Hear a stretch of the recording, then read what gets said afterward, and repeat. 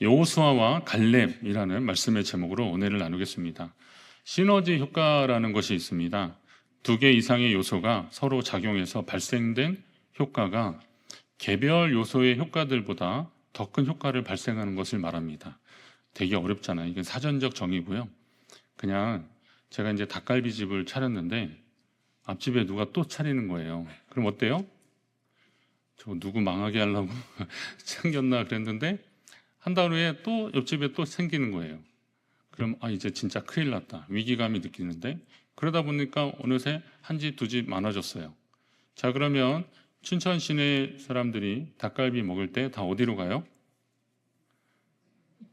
다 자기가 좋아하는 집이 있지만 그래도 그러면 춘천시는 좀 다르겠다. 개별적으로. 그런데 관광객들이 닭갈비 먹을 때는 아마 그 유명한 골목들 있지 않습니까? 여기 명동이 닭갈비 골목인데 그리로 모이는 거죠. 혼자 있을 때보다 두 집, 세 집 좀 많아지면 물론 그 안에서도 경쟁이 좀 있긴 하겠지만 그래도 딱 사람들의 인식이 닭갈비 먹으려면 거기 가겠다. 전국적으로 봤을 때 닭갈비 먹으려면 어느 동네로 가야 돼요? 춘천으로 가야 됩니다. 누가 태기동이라고 그러십니까? 명동 있는데. 예. 제가 춘천 중앙교회잖아요. 저보고 닭갈비는 얼마나 드세요? 막 그러더라고요. 예, 많이 먹을 때 일주일에 5번도 먹은 적도 있는데 어쩔 때 한 번도 안 먹고. 그렇지만 아무튼 닭갈비 하면 춘천 하는 겁니다. 그런데 거기에 많은 식당들이 함께 있으니까 그런 시너지 효과가 있는 겁니다. 이런 것처럼 이제 협력작용, 상승 효과라고도 합니다. 이런 원리로 성경의 인물들 중에서 개별적으로도 한 사람 한 사람도 훌륭하지만 함께 있을 때 또 더 믿음의 교훈을 주는 사람들이 있습니다. 모세와 아론, 네, 딱 나오잖아요. 모세와 아론, 다윗과 요나단, 일부 때 골리앗 이러시더라고요. 다윗과 요나단, 에스라, 느헤미야 이렇게 같이 사역했던 사람입니다. 베드로와 요한, 베드로와 요한입니다. 베드로와 요한이 같이 기도하러 가고 병자 고치고 막 기적 베풀고 같이 옥에 갇히고 그랬잖아요. 그리고 바울과 실라, 바울과 바나바 이렇게만 있습니다. 이렇게 조합이 있어요. 물론 대조적인 의미로 가인과 아벨, 이삭과 이스마엘, 야곱과 에서, 모르드게와 하만 이런 식으로 이렇게 대조적인 사람들도 있지만 성경의 이런 조합이 우리에게 주는 교훈은 믿음의 여정에서 어떤 만남을 갖느냐에 따라서 그의 삶이 달라지는 것을 알 수 있습니다. 보통 자녀나 누군가를 위해서 기도할 때 우리 많이 하는 것이 만남의 축복을 달라고 그렇게 기도하지 않습니까? 어제 제가 돌 맞은 아이한테 가서도 기도할 때 만남의 축복을 달라 그랬어요. 좋은 친구와 스승과 또 좋은 동역자들을 만나는 그런 축복이 있게 해달라고 기도했습니다. 그 복된 만남의 경우로 빠질 수 없는 조합이 오늘 여호수아와 갈렙입니다. 이 두 사람의 이름만 들어도 우리는 무엇을 말하는지 알 수 있을 정도입니다. 오늘은 이 여호수아와 갈렙, 그들의 믿음의 내면으로 한번 들어가 보려고 합니다. 우선 여호수아와 갈렙이 각 지파에 속해 있던 사람들인데 여호수아는 에브라임 지파 사람이고 갈렙은 유다 지파 사람입니다. 에브라임 지파 출신 여호수아는 이스라엘과 아말렉 두 민족 사이의 전투에서 이미 그 이름이 등장합니다. 모세가 기도할 때 여호수아는 최전방에서 아말렉과의 싸움을 지휘했습니다. 아시죠? 모세가 기도의 손이 내리면 지고 또 올라가면 이기니까 아론과 홀이 옆에서 같이 기도의 손을 들어줘서 아말렉과의 전장에서 승리했던 것. 그때의 그 장수가 지휘관이 바로 여호수아였던 겁니다. 그리고 가나안 정탐꾼으로 선발할 무렵에 유다 지파의 지휘관인 갈렙이 같이 뽑혔습니다. 그러니까 나이나 그쪽 그 구성으로 봤을 때 갈렙도 이름이 다 나오진 않았지만 아말렉과의 전쟁에서 함께 최전방에서 싸운 사람으로 볼 수 있습니다. 그러니까 여호수아와 갈렙은 이스라엘의 중요한 순간에 대적과 맞서 싸웠던 사람들, 또 섬기는 일에 최선을 다했던 사람들로 보면 됩니다. 그런데 흥미로운 것은 아까 말씀드린 대로 여호수아는 에브라임 지파 사람이고 갈렙은 유다 지파 사람이라는 사실입니다. 애굽에서 요셉이 총리가 되어서 이제 가족들 다 왔는데 아버지 야곱이 돌아가시기 전에 가족들에게 다 이제 하나하나 축복하잖아요. 그런데 그때 애굽에서 낳은 두 아들을 데리고 갑니다. 그게 바로 므낫세와 에브라임. 출생 순서는 그런데 야곱이 이제 손을 어깨 올려서 이렇게 기도하면서 이제 에브라임과 므낫세 이런 이름이 우리에게는 순서가 더 익숙한데, 그럴 때 그 기도할 때 야곱은 이 요셉의 두 아들에게 갑절의 축복을 줍니다.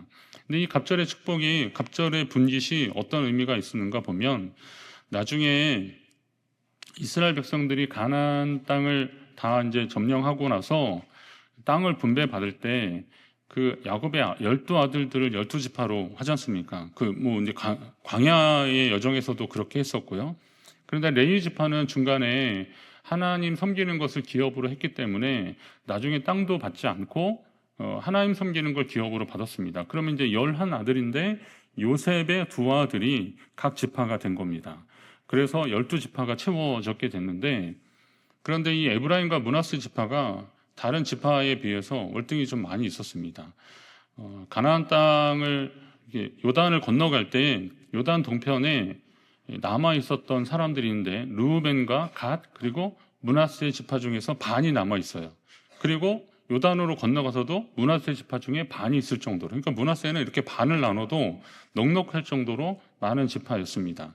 그리고 나중에 결국 이제 이스라엘이 이렇게 같이 있다가 다윗, 솔로몬 이후에 르호보암, 여로보암 이렇게 나뉘게 되는데, 그때 남북 왕조가 나뉠 때 남왕국은 유다 지파를 중심으로 해서 형성이 되는데 북왕국은 나머지 지파들로 된 거거든요. 그런데 그냥 북왕국을 지칭할 때 그냥 에브라임아 그렇게 얘기합니다. 그러니까 이 에브라임 지파가 북왕국을 대표하는 그런 지파라고 보시면 되는 겁니다. 자, 이 정도 되면 유다는 또 어땠냐면, 유다를 위해서 야곱이 또 기도할 때는 이스라엘의 규, 그러니까 이 규가 유다를 떠나지 아니하며 통치자의 지팡이가 그 발 사이에서 떠나지 아니하기를, 그런 기도를 해주거든요. 그러니까 이스라엘의 왕이 유다 지파 중에 나올 거라는 겁니다. 그리고 실제로 또 유다 지파도 그 규모가 또 굉장히 상당했습니다. 그럼 유다 지파가 가지는 생각은 뭐냐면, 이스라엘의 왕이 우리 지파 가운데 나올 것이다 라고 하는 자부심이 있었습니다. 에브라임도 우리는 2배의 갑절의 복을 받은 그런 지파다라고 하는 생각이 있었습니다. 그러니까 둘 다 막강했었습니다. 근데 이 막강한 지파의 지도자들, 지휘관들이었거든요. 그런데 이 두 사람이 서로 만난 겁니다. 어쩌면 묘한 경쟁 관계 같은 그런 두 사람이 만났는데, 어쩌면 약간 대립하고 시기할 수도 있는데, 이 사람들이 왜 만났냐? 하나님의 일을 위해서 만났다는 겁니다. 그렇기 때문에 개인적인 성향이나 그리고 역량보다는 하나님 안에서 그들은 하나 되는 일을 했다는 겁니다. 하나님의 일을 하는 데는 출신이나 배경보다 더 중요한 것, 오직 하나님을 향한 믿음이 필요하고 자신이 주님의 도구로 쓰임받고 있다고 하는 사명감이 필요한 것입니다. 이전에 제가 제자훈련 그 세미나 갔다 왔는데, 그 유럽에서 제자훈련으로 꽤 오랫동안 하셔서 교회가 큰 부흥을 경험한 곳입니다. 독일에 있는 프랑크푸르트에 있는 교회인데, 그 교회에 그 이제 유학 온 친구들이 좀 와서 그 공부하면서 연주 활동도 하고 그랬는지, 그 세미나 기간 동안에 좀 브레이크 타임에 거기 출신들이 또 거기서 직접 비행기 타고 온 분들도 있더라고요. 그래서 연주회를 해준 겁니다.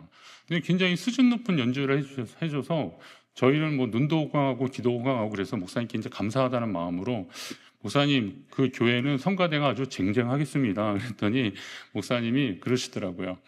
우리 교회에 성악하는 사람들만 한 5, 60명이 된대요. 그러니까 한국에서 내노라 하는 사람들이 독일에 가서 성악으로 전공을 하는 거니까. 자, 성가대는 어떨까요? 우리 시온 성가대보다 잘 할까요? 못할까요? 예, 목사님이 그러시는데 이게 쉽지 않더라는 겁니다. 다 개인적 역량이 뛰어난 사람들을 한 곳에 모아놓으면 잘할 것 같은데, 이 개별 성향이 다 달라서 사실은 그 성가대가 되게 힘들다는 거예요. 잘하고 있는데 이게 쉽지 않다는 얘기를 하는 거예요. 지휘자가 그래서 있어야 필요한 거거든요. 그런 얘기를 들으면서 그렇구나.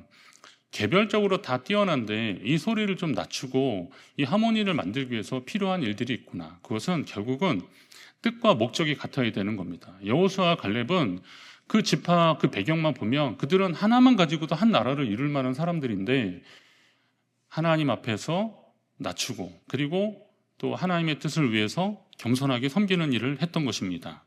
자칫하면 경쟁 관계로 서로를 견제하고 비난하고 헐뜯는 관계가 될 수도 있었지만 여호수아와 갈렙은 믿음이라는 이름으로 하나 되었던 겁니다.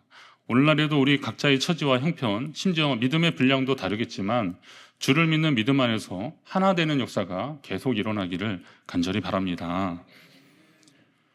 부정적으로 보고한 10명과 달리 여호수아와 갈렙은 믿음으로 바라보는 긍정의 보고를 했던 거 지난주에 계속 말씀드렸습니다. 그들은 가나안 땅이 아름답긴 하지만, 부정의 보고를 한 사람들, 가나안 땅이 아름답긴 하지만 거기 사는 가나안 족속이 하도 크고 강해서 우리는 그들에 비하면 메뚜기 같다. 우리가 스스로 봐도 그러니 그 사람들이 보면 오죽하겠냐. 그 사람들도 보기에 그럴 것이다 라고 아주 걱정과 두려움 가득한 그런 보고를 했습니다. 그와 같은 보고에 온 회중이 소리를 높여 부르짖으며 밤새 통곡했다 그랬습니다. 그리고 지도자 모세와 아론을 원망하면서 우리가 그냥 애굽에서 살았으면 좋았을 것을, 또 차라리 광야에서 죽었으면 좋았을 것을, 어떻게 그 땅으로 우리를 인도해서 그들의 칼에 다 쓰러지게 하려느냐, 전쟁에서 그렇게 잔인하게 죽임당하게 하느냐, 그렇게 우리의 처자도 다 잡히고 다 죽게 될 것이다, 이렇게 걱정하면서 지도자를 원망하기 시작하는데, 이게 당장이라도 모세와 아론을 돌로 칠 기세였고 실망한 그들의 울부짖음은 거대한 저항이 되었습니다. 여러분 같으면 이런 상황에서 어떻게 반응하시겠습니까? 참 두렵지 않을까요? 모세와 아론이 이스라엘 자손의 온 회중 앞에서 엎드린지라 그랬는데, 이 엎드렸다는 게 두려워서 납작 엎드렸다 이런 표현이 아니라 학자들은 이 부분을 이 얼굴을 땅에 댔다, 이 파님이라는 얼굴을 땅에 댔다라는 단어를 써서 하나님께 기도할 때의 표현이거든요. 그래서 그들은 하나님께 기도했다는 겁니다.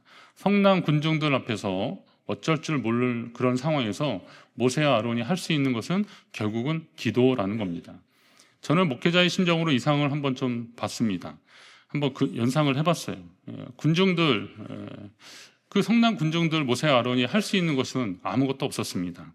이 거칠고 불평이 가득한 백성이 그나마 여기까지 오게 된 것은 젖과 꿀이 흐르는 땅에 들어가게 될 것이라고 하는 희망 때문이었는데, 그 희망이 사라져버린 상황에서 이제 믿음이 연약해지고 강팍해지고 그러니까 새로운 지도자를 세워서 애굽으로 돌아가자라고 하는 주장을 하는 것이 어쩌면 더 타당해 보이는 그런 상황.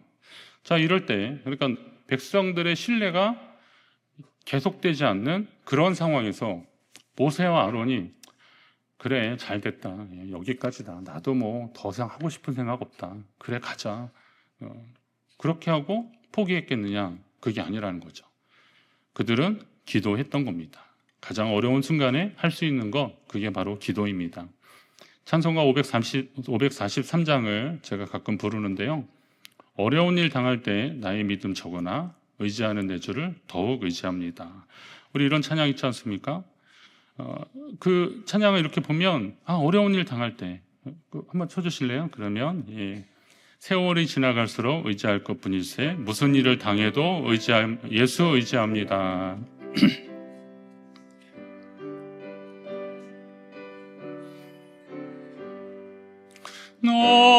어려운 일 당할 때 나의 믿음 적으나 의지하는 내 주를 더욱 의지합니다. 세월 지나갈수록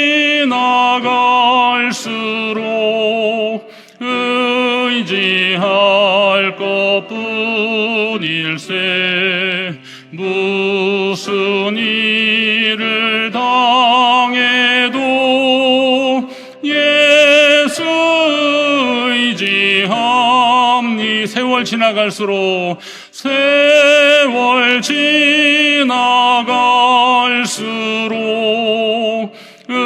의지할 것뿐일세 무슨 일을 당해도 예수 의지합니다.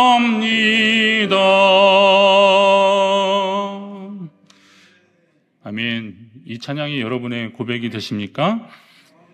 세월이 지나갈수록 결국 우리가 의지할 것은 예수 그리스도밖에 없습니다. 기도는 우리가 아닌 주님이 하실 일을 기다리는 성도의 표현, 몸부림입니다. 여러분 어려운 일 만날 때 세상 다른 거 의지하지 마시고 주님 앞에 기도하며 믿음으로 나아가시기 바랍니다. 모세와 아론이 그렇게 하나님을 신뢰하고 그리고 맡기고 기도했더니 하나님이 여호수아와 갈렙 이 두 사람을 통해서 응답하셨습니다. 그들은 자신들의 옷을 찢으며 답답한 거죠. 속상한 거죠. 안타까운 거죠. 그리고 백성의 그 믿음 없음을 회개하며 옷을 찢었습니다. 그리고 나서 선포합니다. 우리가 정탐하고 온 땅은 매우 아름다운 땅이 맞습니다. 그 땅은 하나님이 우리에게 주시려고 한 땅이 분명합니다. 하나님이 우리를 기뻐하시면 그 땅을 우리에게 주실 것입니다. 과연 젖과 꿀이 흐르는 그 땅을 우리에게 주실 것입니다. 라고 외칩니다. 이들의 외침 속에는 기골이 장대한 그 아낙 자손의 이야기는 없습니다. 그들도 눈이 있는데 40일간 정탐하고 왔는데 아낙 자손 왜 못 받겠습니까? 그러나 하나님이 함께 하시면 그들은 문제가 될 것이 없다는 믿음이 있었기 때문에 아낙 자손에 대한 두려움보다는 하나님이 주실 축복의 땅에 대한 그 믿음이 더 확실했기 때문에 그게 더 크게 다가왔던 겁니다. 맞습니다. 우리 앞에 있는 거대한 장애물도 하나님이 우리에게 주실 복에는 비할 바가 못 되는 겁니다. 사도 바울도 로마서에 그런 얘기하잖아요. 현재의 고난은 장차 우리가 받을 영광에 결코 비교할 것이 안 된다는 거예요. 비교할 것이 못 된다는 거예요. 지금 우리가 만나는 어려움은 우리가 이후에 하나님께 받을 영광에 비해서 비교할 것이 안 된다.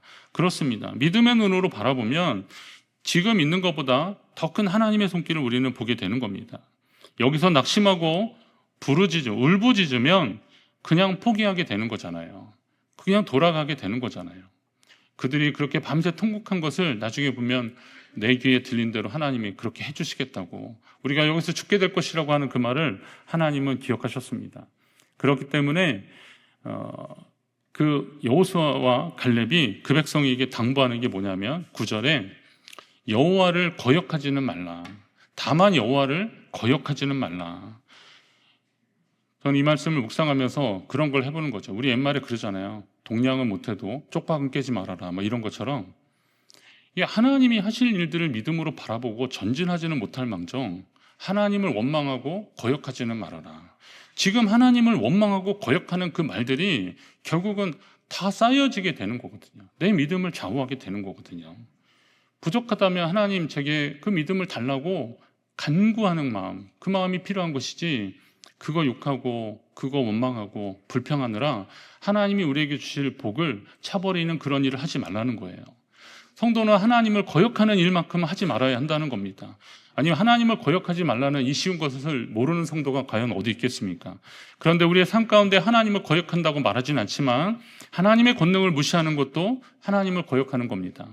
하나님의 뜻이 아니라 내 뜻대로 하려는 것도 하나님을 거역하는 겁니다. 하나님이 여러 모양으로 우리에게 약속하고 인도하고 계시는데 그 약속을 무시하고 내 방식대로 막 살아가려고 하는 거, 그거 하나님을 거역하는 일들입니다. 그래서 여호수아와 갈렙은 백성을 향해서 외칩니다. 이제는 더 이상 이제 하나님을 거역하지는 좀 말아라 라고 선포하고 있습니다. 그리고 여호수아와 갈렙이 힘을 다해서 외치는 말씀은 그 백성을 두려워하지 말라라고 선포하고 있습니다. 그 백성이라면 당연히 가나안 주민들을 말합니다. 그들은 이미 그 땅에서 수백 년을 살아온 사람이고 또 오랫동안 살았기 때문에 성읍도 견고했고 우리같이 이렇게 광야에서 방황하던 사람들이 어찌 보면 지난 싸움에서 아말렉과 싸움에서 이기긴 했지만 제대로 훈련되지 않은 사람들이 갔다가 저들에 비하면 우리 메뚜기 같은 사람들인데 괜히 공격해서 다 망할 것 같은 그러한 견고한 진이 있는 그 민족, 그거 보고 그들이 생각했던 것은 두려움이었습니다. 하지만 그들이 잊었던 것은 그들이 이스라엘, 하나님 백성이라는 사실입니다. 하나님이 온 우주 만물의 창조자시고 주관자이십니다. 그 하나님이 저 땅을 하나님의 백성들에게 주시겠다고 약속하셨다면 이미 하나님은 계획과 뜻을 가지고 계신 것입니다. 우리의 부족한 믿음 때문에 하나님이 이미 약속하신 것들을 제대로 바라보지 못한다는 겁니다. 그러나 하나님은 정확하신 분이십니다. 하나님은 이미 우리에게 그 땅을 주시려고 다 예비해 놓으셨다는 겁니다. 우리 한번 따라할까요? 하나님은 다 계획이 있으셨구나. 여러분 이런 적 없으십니까? 저는 이렇게 살면서 그거 많이 느끼거든요. 그때 제가 막 좀 고심하고 막 그랬었는데 지나고 나서 보니까 하나님은 다 계획이 있으셨구나 이런 생각이 들더라고요. 하나님의 방법들이잖아요. 하나님이 다 계획하시고 준비하셨으니까 단지 우리가 믿음으로 그것을 차지하면 되는 겁니다. 즉석식품 같은 거 이렇게 사면 거기에 이렇게 조리예가 있잖아요. 봉지를 뜯고 어떻게 가지고 넣어서 레인지에 전자레인지에 몇 분 돌리면 됩니다. 그러면 끝. 그런 거예요. 그런 즉석식품 하나도 거기 조리예를 보고서 그렇게 해서 우리가 음식을 취하고 그러는데 하나님이 많은 성경의 약속들을 통해서 우리에게 주신 것들이 있는데 그걸 의심하면 의심하는 시간만큼 지체되는 거고 그리고 하나님이 주시려고 하는 것들을 우리가 자꾸 놓치는 거 아니겠습니까? 우리가 포기하지 않고 믿음으로 최선을 다할 때 하나님의 큰 도움을 받을 줄로 믿으시기 바랍니다. 그러나 저들을 두려워해서 아무것도 안 하면 아무 일도 일어나지 않는 겁니다. 오히려 폐색이 더 짙어지고 말 것입니다. 두려워하면 시작도 못하고 승리에서도 멀어질 것입니다. 그러니 여호수아와 갈렙이 더 크게 외치는 겁니다. 그 백성을 두려워하지 말라. 그 백성을 두려워하지 말라. 이 두려움 때문에 하나님이 우리에게 주시는 믿음의 약속들을 보지 못하는 그런 일 하지 말아라 라는 겁니다. 두려움의 원인이 이 앞일을 예견하지 못해서 이렇게 예측하지 못하는 것 때문에 그렇다 그러잖아요. 앞을 잘 모르니까. 요즘이야 이제 거기 여러분은 그런데 잘 안 가시겠지만 예전에 귀신의 집 같은데 이렇게 들어가 보면 어때요 분위기가? 이렇게 대낮처럼 화납니까? 일단 그냥 캄캄하잖아요. 캄캄하니까 앞에 뭐가 나타나서 건들지 모르니까 막 언제 한번 저 예전에 우리 애들하고 따라 들어갔는데 앞에 분이 소리를 너무 질러가지고 제 귀가 멍멍해서 제가 야 우리 조금 이따 가자. 저 사람 먼저 보낸 다음에 가자. 그랬어요. 이 캄캄하니까 어디에서 무슨 상황이 일어날지 모르니까 겁이 나는 거죠. 그게 두려움 아닙니까? 10명의 정탐꾼과 낙심하는 백성들은 가나안에 거주하는 거대한 안악 자손을 보니까 그게 두려움이 있었던 건데 그 두려움이 크니까 그 두려움 때문에 하나님이 예비하신 천군 천사를 보지 못하니까 그 두려움이 커졌던 겁니다. 그들은 견고한 성을 보았을지 모르지만 하나님의 강한 팔과 손은 보지 못했던 겁니다. 그걸 못 봤으니 두려웠던 것입니다. 그러나 여호수아와 갈렙은 그걸 본 거죠. 그렇기 때문에 하나님을 거역하지는 말라, 그들을 두려워하지 말라라고 선포할 수 있었습니다. 여호수아 갈렙, 여호수아라는 이름의 뜻이 여호와는 구원이시다라는 뜻이고 갈렙은요 이게 갈렙에 대한 이름의 뜻이 분분하긴 한데 그냥 나온 대로 하면 개입니다. 개, 독. 그러니까 이름이 개야 막 그러는데 이게 당시로 봐서는 개의 속성을 얘기하는 거죠. 충성스러운 거거든요. 주인에 충성하는 거죠. 예. 그래서 하나님이 구원이시고 우리가 하나님께 충성하면 하나님이 우리에게 그 땅을 주실 것이다라고 하는 믿음이 이 두 사람의 조합 가운데 있었어요. 그렇기 때문에 그들은 두려움 없이 앞으로 나아가자고 선포할 수 있었던 겁니다. 어서 올라가서 그 땅을 차지하자. 그들은 우리의 먹이다. 여러분에게도 이런 믿음의 선포가 있기를 간절히 바랍니다. 그리고 지금 여러분 앞에 이 커다란 어려움이 어떤 것이 있는지 한번 보십시오. 이게 정말 그렇게 걱정할 만한 문제인가? 아니면 우리로 하여금 하나님 앞에 더 기도하라고 하는 문제인가를 살피셔야 됩니다. 그리고 아무리 큰 문제라 하더라도 이 문제보다 크신 하나님은 우리를 위해 예비하신 은혜와 복이 있다는 사실을 믿으시기 바랍니다. 주님은 어떤 것으로 우리를 위해 준비하고 계실까? 믿음의 눈으로 바라보시고 지금 주님이 허락하신 것을 향해서 나아가시기를 바랍니다. 하나님이 하실 것을 기다리는 것이 또 설렘이지 않습니까? 제가 이렇게 퇴근하면서 사택을 이렇게 돌아가면 사택의 그 주방 쪽에 환풍기가 돌아가잖아요. 환풍기는 왜 돌아가는 겁니까? 음식을 할 때 돌아가거든요. 환풍기가 안 돌아가면 아무 일도 일어나지 않는 겁니다. 근데 저녁 때쯤에 저 환풍기가 돌아가면 저는 그 몇 걸음 안 가는데 가는데 설렙니다. 오늘은 또 뭘로 할까? 대충 냄새로 이게 뭔지 대충도 아는데 그거잖아요. 그러니까 하나님이 하실 일들이 지금 일어나고 있는데 거기에 기대와 설렘이 있는 사람들은 그 감사가 될 수 있는 거죠. 그런데 그런 것을 눈치채지 못하면, 깨닫지 못하면 어제나 오늘이나 내일이나 똑같은 날들이 되고 그냥 무료하고 의미 없는 날들이 되는 거죠. 그러나 믿음으로 하나님 앞에 선포하고 나아가는 사람들은 그 하나님의 은혜를 누릴 수 있는 겁니다. 그리고 이런 역사는 믿음의 동지와 함께할 때 더 큰 시너지 효과를 얻을 수 있습니다. 오늘 여호수아와 갈렙처럼 이 두 조합이 하나님이 하시는 큰 일들을 함께 보게 되었던 겁니다. 지금 여러분은 옆에 있는 믿음의 동지를 소중히 여기십시오. 여호수아와 갈렙처럼, 모세와 아론처럼, 다윗과 요나단처럼. 배경은 달랐지만 서로 하나님 안에서 같은 믿음, 같은 뜻을 가지고 하나님 나라를 위해서 애썼더니 하나님이 그들을 통해서 역사하시고 함께 하신 것입니다. 여호수아 갈렙처럼 하나님이 우리와 함께 하시면 그들은 우리의 먹이다라고 선포하는 믿음의 동역자를 만드시기를 바랍니다. 오늘 하나님이 우리에게 주시는 그런 동역자들을 소중히 여기십시오. 이건 약간 좀 개인적인 얘기일 수도 있지만 그 상황을 조금 제가 기리면서 좀 말씀하고 싶은데 지난 주간에 이제 제가 저번에 기도 부탁했던 저희 친구 목사를 하나님께 보내드렸어요. 근데 그 친구는 학교 때부터 같이 이렇게 저희 때는 뭐 민자운동하고 막 그럴 때잖아요. 그 이한열 열사처럼 체류탄을 이렇게 직격으로 맞았어요. 얼굴에 맞아서, 머리에 맞아서 병원으로 실려갔던 그런 상황에서도 또 꿋꿋하게 자기 역할 잘했고 공부 열심히 했고 그리고 사역도 열심히 최선을 다했어요. 그런데 그 병이 안 지 한 달 만에 갑자기 하나님께 나아갔어요. 너무 황망해요. 친구들이 너무 황망해서 전국에서 이제 다 모였는데 이 어떤 위로나 어떤 말이 필요할지 생각이 안 나는 거죠. 가족들이 있는데. 그런데 뭐 알고는 있었지만 더 놀라운 거는 그 아들 둘이 다 전도사더라고요. 다 전도사예요. 근데 우리들이 이제 그런 얘기를 하는 거죠. 지금 이 상황은 참 많이 어렵고 힘들고 또 여러 가지 안타까운 일들은 있지만 그러나 그 믿음의 동역자들을 통해서 오늘 우리가 여기까지 오게 되었다라는 사실을 알았습니다. 저는 제가 그 친구하고 제일 친한 줄 알았거든요. 근데 그건 저의 착각이었어요. 보니까 거기 온 친구들이 그 친구하고 하는 이야기를 다 들어보니까 정말 이 친구가 참 많은 일을 했구나.